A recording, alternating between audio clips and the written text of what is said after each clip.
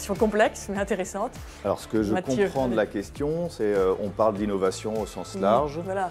Et ce qu'on a dit tout à l'heure, c'est que... C'est ce que vous nous disiez sur les différences de sol. Exactement. Est-ce qu'il y a des telles différences en fait, qu'il y a parfois les innovations ne fonctionnent pas? Ouais, donc c'est ce que nous on appelle dans notre jargon les conditions pédoclimatiques de sol et de climat qui définissent les terroirs si on rajoute l'homme et ses activités.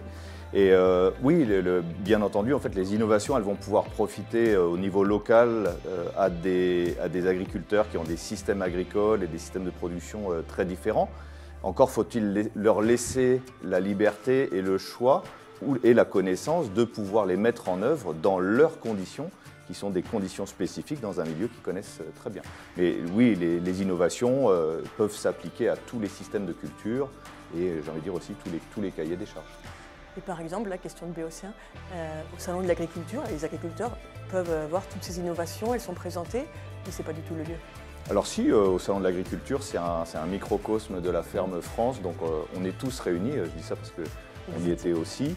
Et il y a un coin innovation. Et il y a un coin innovation, effectivement, je reparlais de la ferme digitale, il y avait énormément d'innovation, mais il y a d'autres secteurs. Et oui, aujourd'hui, ces services sont proposés, mais ce sont aussi des innovations qui évoluent très très vite. On voit bien les vitesses d'évolution aujourd'hui des outils et des technologies, et donc on n'en est qu'au début.